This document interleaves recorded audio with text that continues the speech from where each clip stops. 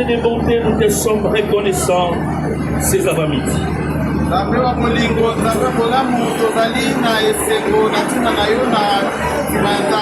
Toi qui nous as accordé cette journée tout à fait particulière. C'est toi qui sais très bien qu'on devrait être ensemble ici. On n'est pas venu ici dans la fête. Nous ne sommes pas venus ici dans les musiques. Mais nous sommes venus ici partager les douleurs qui sont en train de toucher cette famille. Et nous sommes venus comme étant des témoins de dire au revoir à notre soeur.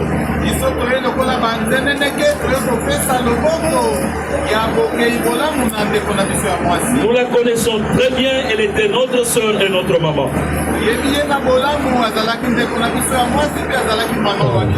Elle a été pour nous une messe secourante.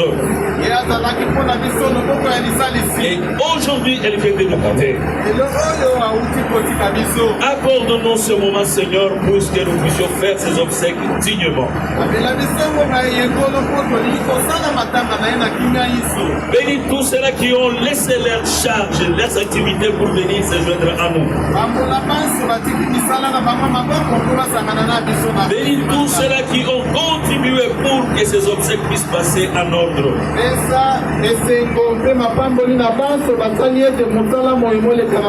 Maintenant, accorde-nous ta parole qui vient de toi. Une parole qui va nous aider à comprendre comment tu nous aimes.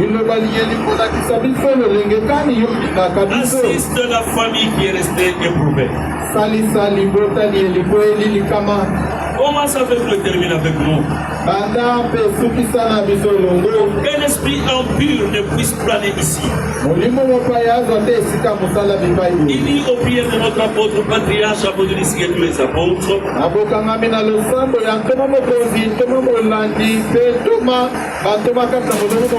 Exauce nos prières au nom puissant de Jésus-Christ notre Sauveur. Bien-aimés frères et sœurs, vous qui avez tout abandonné pour venir consoler cette famille, que Dieu vous console aussi. Nous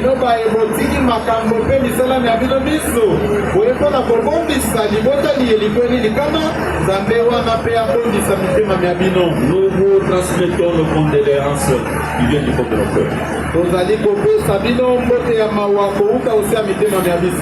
Pour cette occasion, nous allons partager la parole tirée de Genèse chapitre 6 au verset 6.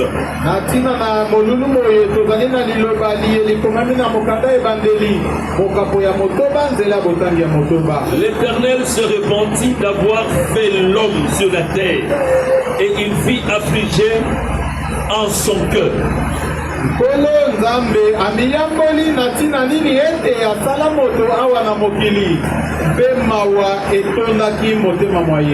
Jusqu'à prendre place la chorale peut chanter.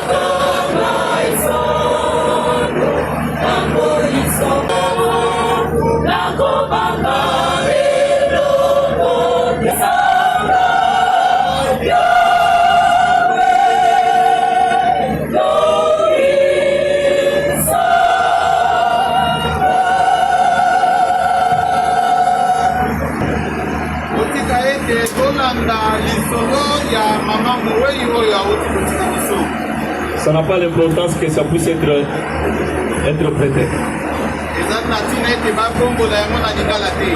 Notre maman s'appelle Tcheshimishoma Catherine, née à Tenamashobi, autrement dit Temas, le 27 décembre 1952 à Mweka. Donc elle a totalisé 74 ans. Fille de Joseph Mishoma et de Mbidi Esther. Et tous sont décédés.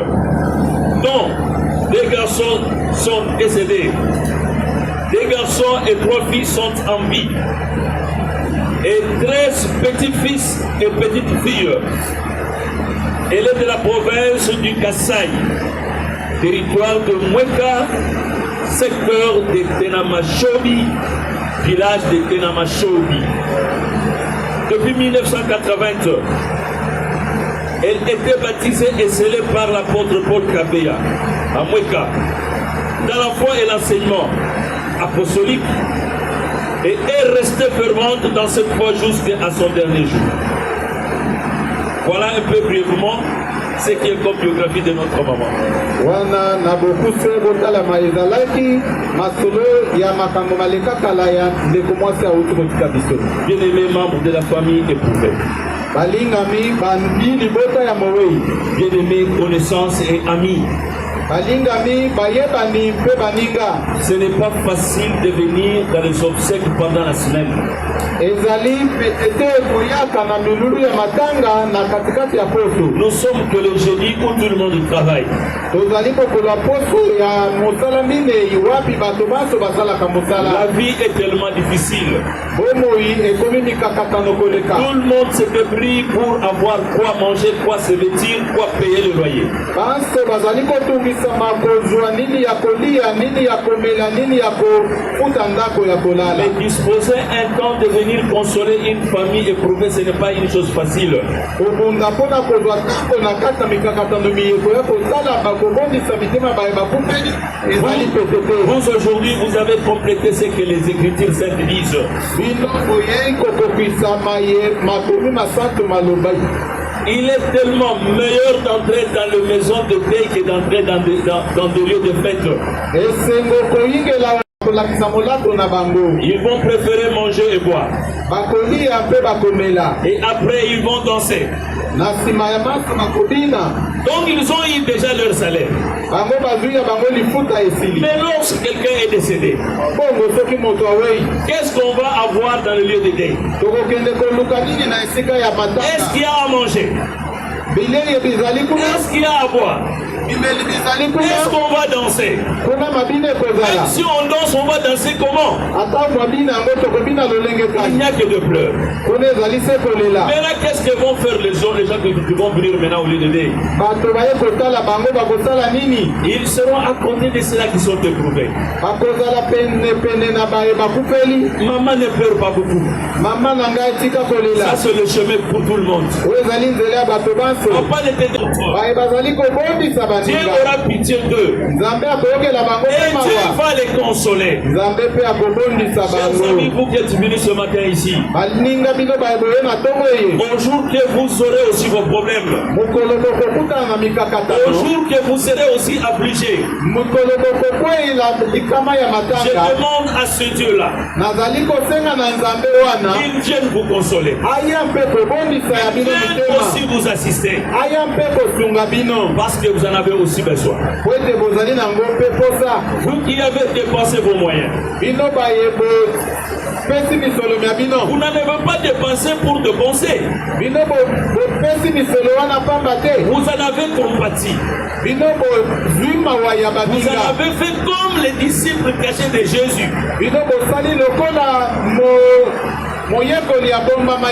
Nous appelons Jésus d'Arimathée et nous appelons aussi Nicodème.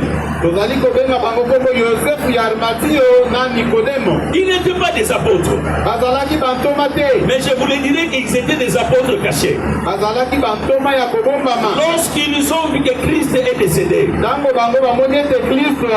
le Christ était sur la croix, tous les apôtres n'avaient plus fuite.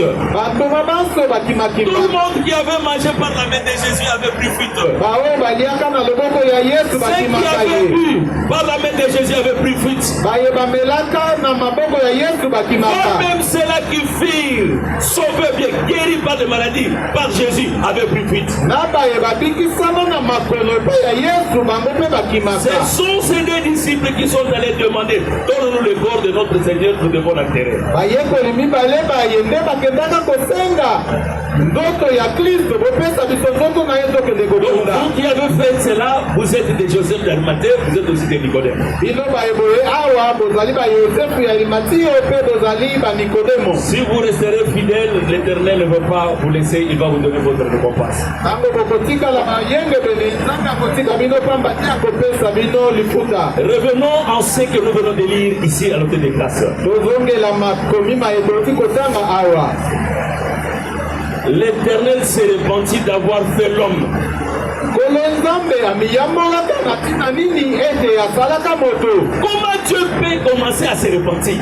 lolenge kani nzambe akoki komiyambola. Il commence à se dire pourquoi j'ai créé l'homme. azomituna motuna mpo na nini nga nakelaka moto. Qu'est-ce qu'un homme devant moi?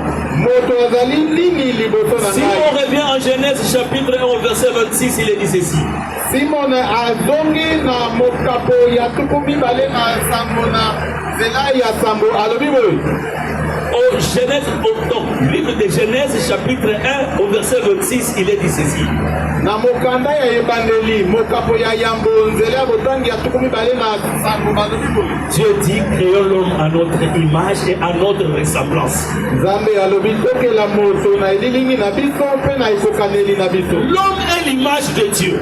moto azali elilingi na nzambe. Dans l'esprit, il est son ressemblance. na nzela ya molimo azali ekokaneli ya nzambe. Mais comment après, ne fût-ce que 6 chapitres, il commence à dire que je me repens. bongo na nsima ya mikapo moto bapamba nzambe ya miyamboli. Il n'était même pas bon que je puisse créer l'homme. ebongaki te nakela moto na mokili. C'est parce que l'homme n'avait pas bien compris. ezali po ete moto asosolaka malamu te. Imaginez au chapitre 3. bokanisa na mokapo ya misato. Dieu fait un jardin pour l'homme. nzambe asali elanga malamu mpo na moto. Il a mis tout dans le jardin. atie manso kati na elanga. Il a donné à l'homme ne fût-ce que le travail de bien garder le champ. apesi mosala na moto ete abatela elanga. Et il doit en manger comme il voulait. alia lolenge ye alingi. Et la seule condition, il devrait rester en contact avec lui seul Dieu. mobeko moko kaka ete atikala na bomoko na nzambe ye En mpe. ajoutant par cette phrase, nakobakisaka liloba liye. ici il y a l'arbre de connaissance de bien et de mal. awa nzete ya boyebi mabe na malamu. Ne touchez pas à ça et n'en mangez pas. kosimba yango te kolia yango C'est là te. que montre ton Dieu qui t'a créé, que je t'ai donné. wana mobeko ya ngai nzambe mokeli na Quelque pesi oyo. part là, il y a l'arbre de vie. kuna na ngambo nzete na bomoi. C'est ton droit d'en manger. ozali na mpifo ya kolia Quand on yango. vivre éternellement, il n'y a pas de problème. wana kotika seko na seko makambo ezali te. Un homme à qui on a donné tout. moto oyo wapi bapesi manso. Mais l'homme écoute la parole de l'ennemi de Dieu. zoka nde kokamwa moto akei koyoka mongolo ya monguna na nzambe. Qu'est-ce que Dieu vous a dit? nzambe ayebisi bino nini. On doit tout utiliser, mais pas ça. tolia manso kasi oyo te. Le diable parvient à dire que Dieu vous a menti. zabolo ayebisi moto ete nzambe akosi bino. Le diable qui est créé comme une créature de Dieu parvient à appeler Dieu que Dieu a menti. Appelle Dieu menteur. zabolo oyo azali ekela mosolo ya nzambe abianga nzambe ete azali mokosi. L'homme a accepté, a écouté la parole de l'ennemi. moto apesaki matoyi mpo na koyoka liloba ya monguna. Il mangea l'arbre aliaka nzete. et la femme donna à son mari. mpe mwasi akabeli ndambo na mobali na Quand ye. on a posé des questions, ntango batuni motuna. l'homme dira que c'est la femme que tu m'as donnée. mobali alobaki ete mwasi oyo opesaki ngai. La femme à son tour que c'est le serpent. mwasi alobi ngai te nyoka. Une histoire que tout le monde connaît. ezali lisolo moto nyonso ayebi. Donc l'homme était appelé à la mort. moto esengelaki akufa. Malgré tout cela, Dieu avait promis que non, je vais t'envoyer quelqu'un qui va te sauver. atako nyonso wana nzambe apesaki elaka ete akotindela ye mosungi. Mais l'homme n'a pas compris. Moto asosolaka te. Je vais ajouter encore quelque part. Akobakisa eloko mosusu. Ils vont mettre au monde Caïn Abel. Aboti bana mibale Kaina mpe Abela. Par la méchanceté de son frère, il a tué Abel. Comprenez que l'homme, dans le cœur de l'homme, il n'y a que le mal qui réside. Au lieu que le cœur de l'homme qui est le bon, le bien qui puisse rester dans le cœur. Non, non, dans le cœur de l'homme, il n'y a que le mal. Na esika ete moto kati ya motema na tomona bolamu ya Nzambe te na kati na motema moto kaka mabende tondi kuna. Ce n'est pas terminé. Esuki wana te. Il y a eu même des anges qui sont descendus sur la terre. Na banzelu ya likolo bakita na se. Ils sont restés avec les filles des hommes. Baye kokamata bana ya bana basi ya bato bakomisi bango basi na bango. C'est le chapitre 6 ici que nous sommes en train de vous enseigner aujourd'hui. Wana nde kiteli ya mokapo ya motoba toluti kotangela bino J'ai lelo. toujours demandé aux gens. Natunaka bato tango iso. Si un homme blanc se marie à une femme noire, qu'est-ce qu'ils vont mettre au monde qui? Noir ou bien un blanc? Soki mobali mondele abali mwasi moindo bakobota mwana ya langi nini? La réponse, on va les appeler les métis. Bakopesa bango kombo ete bazali bandundu. Veut dire quoi? Il n'est ni noir, il n'est ni blanc. Ete azali moyindo te, azali mondele te. Maintenant, prenez maintenant un homme céleste. Bongo bozuwa moto ya likolo. Un ange qui est céleste. Anzelu oyo auti likolo. Et il va rester à côté d'une fille qui est terrestre. Ye afandi penepene na elenge mwasi ya Il va mokili. mettre au monde qui? Bango bakotia na bakobota na Un mokili être nani? céleste ou bien un être terrestre? Bakobota moto ya likolo to moto ya se. Donc la réponse que c'est quelqu'un qui n'est ni céleste ni terrestre.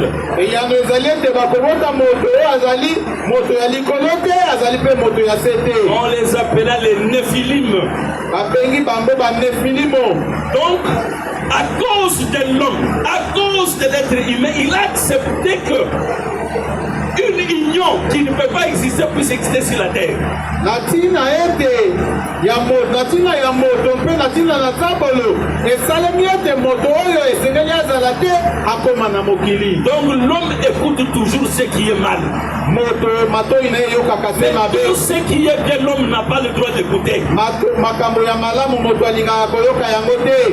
Au verset 3 de ce chapitre ici, alors Dieu dit, Na nzela ya misato ya mokapo motoba elobami boye. à cause de la méchanceté de l'homme, Dieu dit ceci, Natina na kanza ya moto Nzambe alobi boye. mon esprit ne restera pas toujours dans l'homme, Molimo mwangai mokoumela te tango iso kati na moto. car l'homme n'est que chair, Wete moto azali se mosuni ya pamba. et ses jours seront de 120 ans.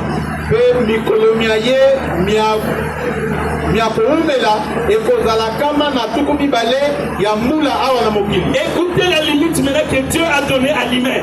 Otala ndelo wapi Nzambe apesi na moto. Ma soeur, que tu sois ici, mon frère, que tu sois ici, sachez bien que la limite est de 120 ans. Ndeko na ngai ozali awa so ozali mosika yeba ete ndelo ya moto ezali mbula kama moko na tuku mibale. Or, Dieu avait préféré que l'homme vive sur la terre 1000 ans. Nzoka nde Nzambe azalaki na posa ete moto abika kati na mokili mbula koto yoko. C'est pourquoi Christ avait dit qu'un jour c'est comme 1000 ans c'est comme un jour. Tina wana Kristo olobaka ete mokolo moko mozali lokola mbula koto yoko ezali lokola mokolo En moko. d'autres termes, on dit que c'est une année colobe. Balobi na biteni mosusu ete ezali mbula ya mokuse mpe ya molai. Donc l'homme devrait vivre 1000 ans. Moto esengelaki abika mbula koto Vous allez yoko. apprendre Métuchéla avait environ 900 environ. Bokoyoka ete Metushaela azalaka na mbula kama libwa. Les gens étaient en train de vivre aux environs de 900, 800 quelque chose. Bato bazalaki na mikolo na bango ya mbotama na mbula kama libwa to mbula kama mwambe. Mais à cause de la méchanceté de l'homme, Dieu a réduit jusqu'à 120 ans.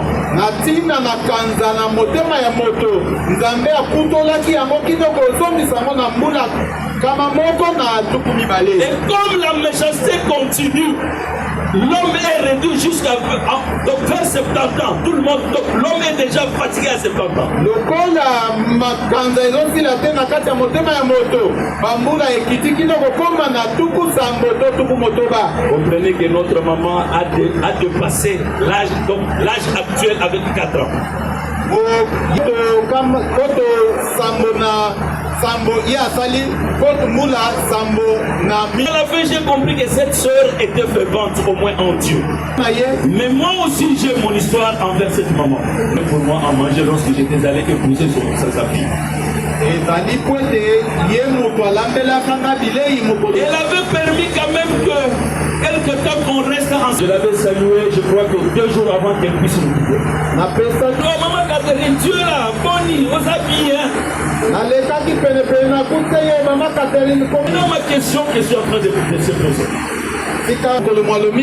Moment où ces petites filles et ces petits-fils devraient partir à l'église. Le matin, elle était ensemble avec toute la famille. Pour ne pas tellement faire du mal à sa famille. Nous les voyons à travers tes enfants, à travers tes petits-enfants. Va te reposer jusqu'au grand jour, au glorieux matin. Si Christ ne vient pas aujourd'hui, nous viendrons se joindre aussi à toi. Pour attendre le glorieux jour que l'Éternel va nous donner pour rester ensemble avec notre Seigneur Jésus-Christ. Quant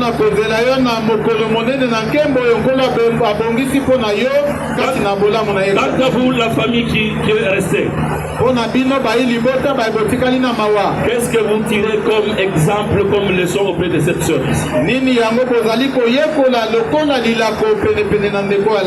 La première leçon que je tire est la suivante. Nous sommes tous pèlerins. Mais comment sera notre fin? Pourquoi faire de l'orgueil? Voilà quelques petits témoignages qu'on voudrait vous donner.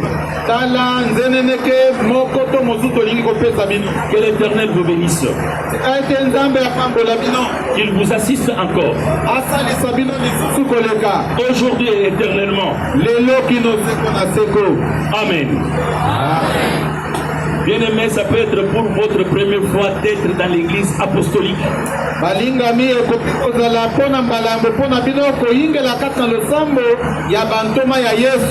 Ici, il y a témoignage d'un ou de deux.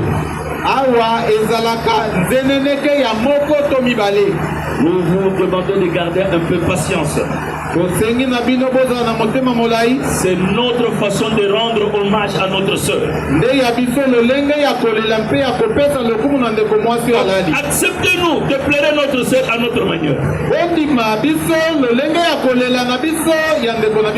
on va finir, vous allez prendre aussi votre temps. Je veux inviter 2 personnes. L'ancien des districts avec son berger qui était témoin de cette sœur.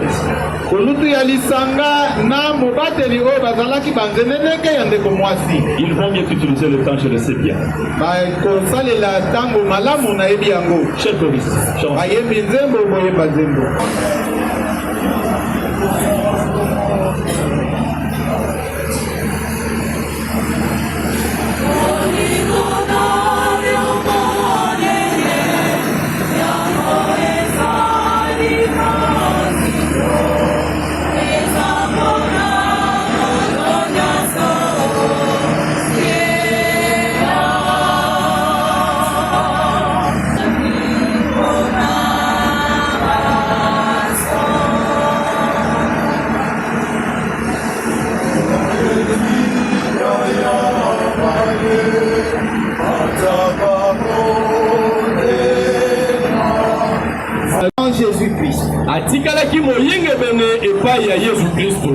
C'est un conseil que notre apôtre nous a donné ce matin.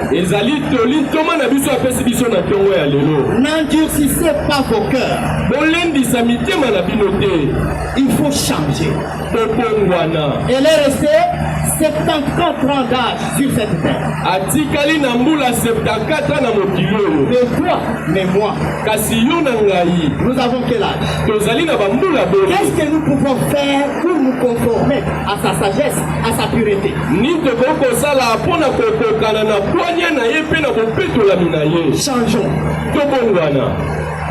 Le Seigneur Jésus dit ceci à l'église de Philadelphie à l'Apocalypse. Je viens bientôt et ma rétribution est avec moi pour rendre tout un chacun selon ses œuvres. Tu as quel acte parmi les gens pour qu'un monde comme ça puisse venir flatter ton frère? Demande-toi, changer. N'endurcissez jamais ton cœur. C'est ça la parole de nous. Que cette parole reste gravée dans nos cœurs aujourd'hui et éternellement. Amen. Il nous reste au moins environ 8 minutes. Pendant les 8 minutes, qu'est-ce que vous allez retenir? Sur cette terre des hommes, nous sommes que des passagers. Mais comment nous menons notre vie? Dans nos cœurs, qu'est-ce qui se retrouve? Quelles sont les pensées qui se trouvent dans nos cœurs? De faire toujours le mal ou bien de faire le bien? Je te pose la question dans ton cœur, quelles sont les pensées qui se trouvent? Faire le bien ou bien de faire le mal? Et sachez bien ceci, tout passera, mais la parole de Dieu ne passera jamais sans pourtant laisser les effets. Et on dit que tout se paye ici-bas. Avant que tu quittes cette tête des hommes, tu verras toute ta vie. Tu verras correctement comment tu as marché. Quand tu verras cela, tu vas partir. Et les anges de l'Éternel vont venir te prendre. Soit pour entrer dans le paradis d'attente ou bien entrer dans la prison. Va-t-il entrer dans la prison ou bien tu vas entrer dans le paradis d'attente? Tu es conscient, tu es consciente. Même si tu me regardes, tu es conscient de ta vie. Tu connais bien ta vie très bien. C'est pourquoi l'ancien vient de dire ceci. Répands-toi, change ton comportement. Viens bientôt. Le Seigneur pour prendre. Mais il va te prendre avec quoi? Sur ta langue, on va trouver quoi? Dans ton cœur, on va trouver quoi? Ici, il y a des gens qui sont en train de faire des projets de mal, de mauvais projets ici.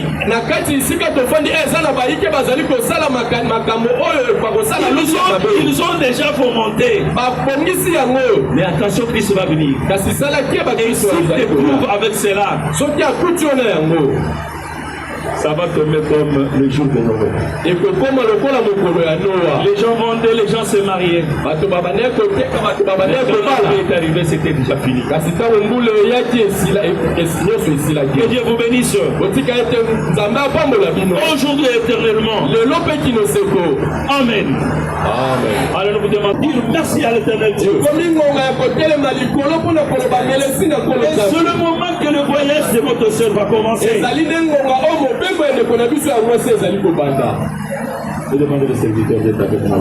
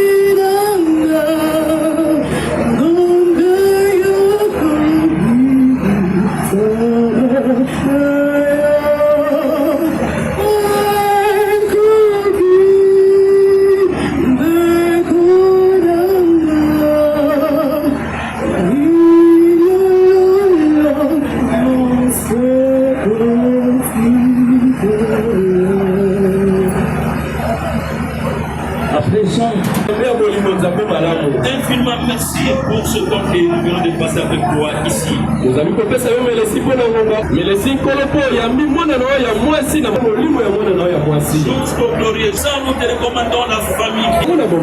Bénissez tout le monde qui est resté, qu'elle se repose dans ses œuvres.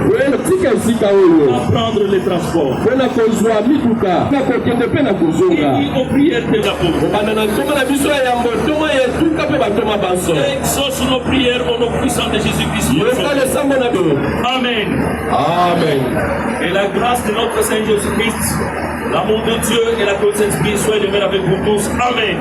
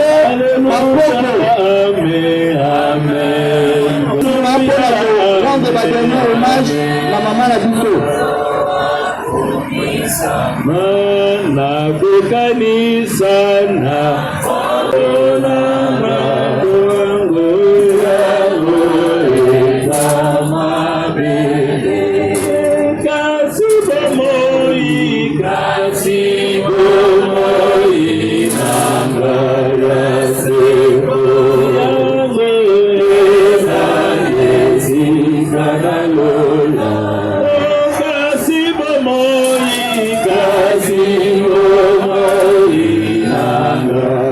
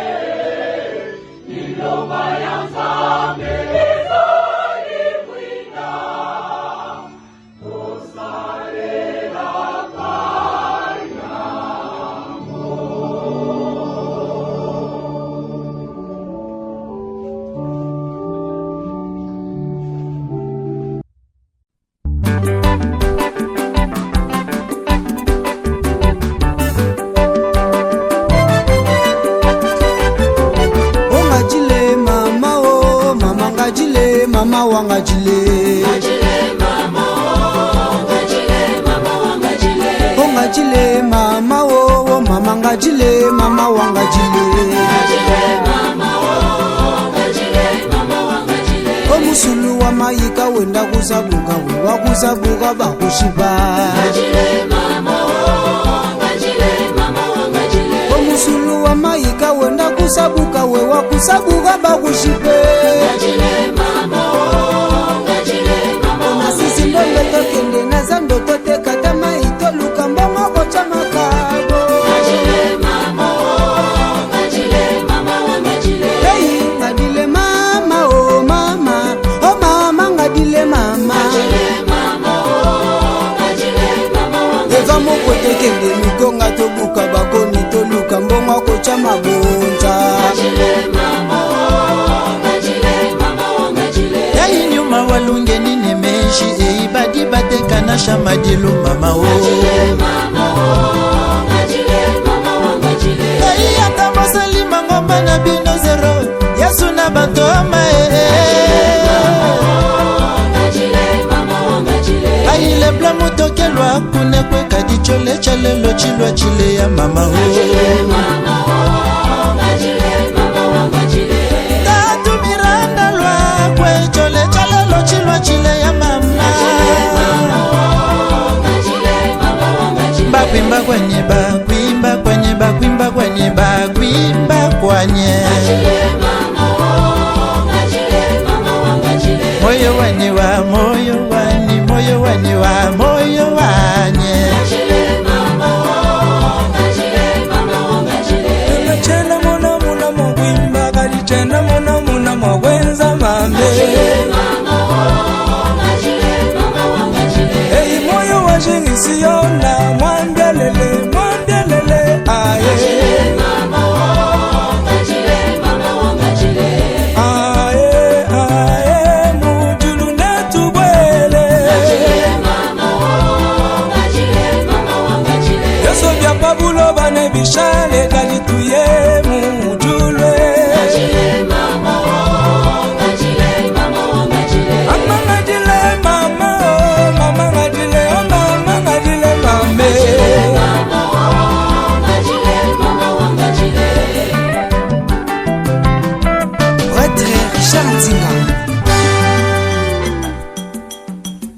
Prêtre Cleophas Tony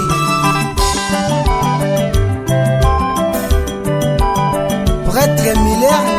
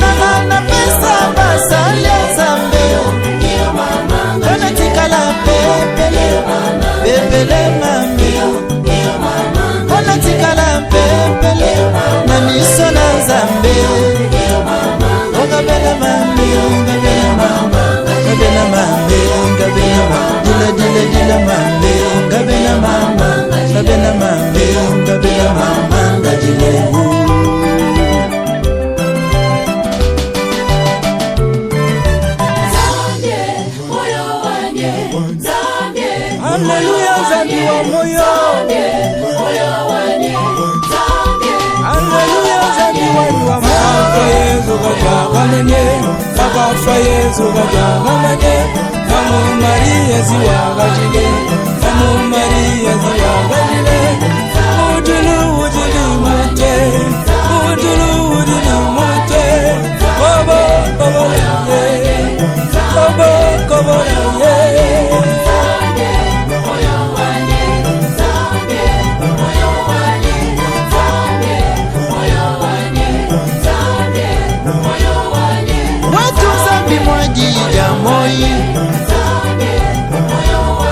Bana betu batofa Yesu kaba mujila Bana nabani hoi kunum tudila nkabeya Bambi banzambi bakaya kubajani Apotre kabengele wakaya kubajani Aseka logika bwe wakaya kubajani Bayi wanzambi wakaya kubajani Eveke chilele wakaya kubajani Sabi wabimpa neba moyi Yepo wanzambi wakumi kuna ya chishila Sabi wabantu neba sakata Wamungala ne mukongo Zambi wetu wa mumbiji ne mulwalwa Wabashilele ne bampende Wabakete bamwela mbongo Zambi wetu wa bakete ne bakuba Zambi wetu wa ulwebo wa bisense Zambi wetu wa kubuluba kwa kananga Zambi wetu wa kuchisa sampwila mambu Zambi wetu wa mafwane ba moi Elele mwana mulengele nindeshi Watu bulengela ninkai Itaba mambamba moi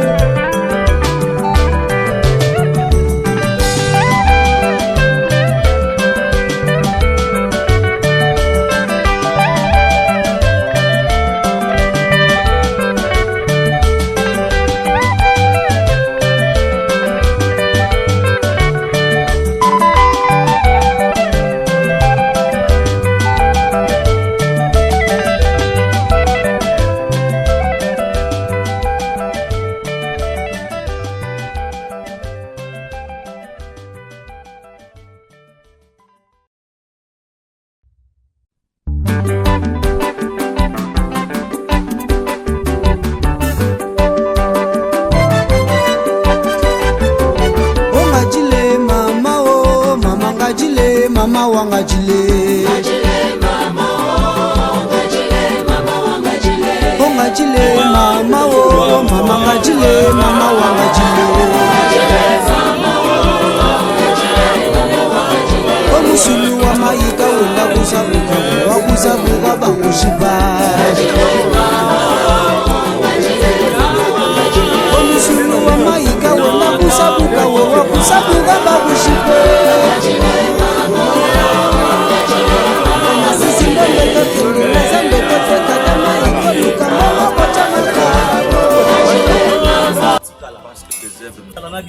Tout ce que vous avez fait pour cette maman ici.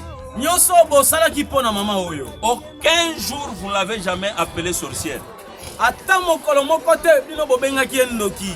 Vous êtes des petits-fils et des petites-filles. Aucun jour je passe pour dire que non, cette maman elle est sorcière. Non.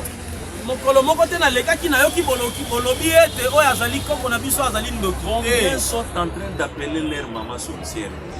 Boni bako benga kaba maman na bango bandoki. Combien sont en train d'appeler leur père parce qu'ils sont devenus vieux, qu'ils sont devenus des sorciers. Boni bako benga kaba tata na bango lokola bakomi mibangete baza bakoko baza bandoki. Donnons l'occasion que nos parents vivent et se reposent dans les œuvres qu'ils ont mis sur cette terre. To pesa nzela na baboti na biso babika na misala na bango basaki kati na biso. Pourquoi Hébreu dit qu'il se repose de ses œuvres? Pona nini ebele azali koloba ayeba kopema na misala na ye. Comme Dieu s'est reposé dans ses œuvres. Ndenge nzamba pemaki na misala na ye. Chers anciens, merci. Chère grande famille, merci beaucoup. Ancien na biso totondi obotondi libota mobimba totondi bino botondi. Dieu va vous récompenser. Zambe akoyeba kopesa bino ebele. Aujourd'hui, vous n'avez que les yeux humains, vous ne voyez absolument rien. Lelo bosaka na miso bo moto boko monaka eloko te. Mais après quelques années, vous me direz que cher apôtre, tu avais raison. Na sima mwa bambula bokolo bantoma ya Yesu yo penza oza na bolongi. Ça sont encore des œuvres que vous êtes en train de faire. Oyo ezali pe misala o boko sala. Chère famille, reposez-vous dans ces œuvres. Lorsque vous aurez des problèmes dans la famille, appelez-vous, restez unis et faites-le.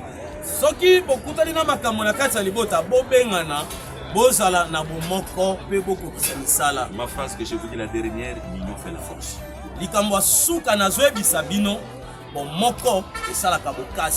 Est-ce que vous m'avez compris? Oui. L'union fait quoi? La force. Amen. Amen. On prie. Éternel Dieu, nous devons te faire de gloire. Merci parce que tu viens de terminer le passage de notre cœur sur cette terre. L'homme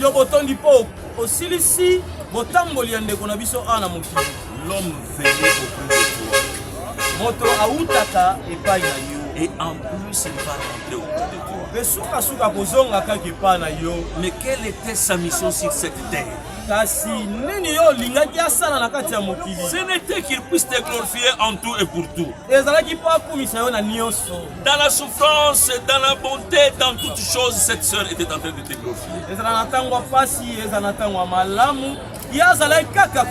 Laisse-la se reposer auprès de toi avec toutes ces bonnes œuvres. Maintenant, fortifie la famille qui reste. Fais-les mettre dans l'unité. Brise toutes les chaînes qui sont en train de les déranger.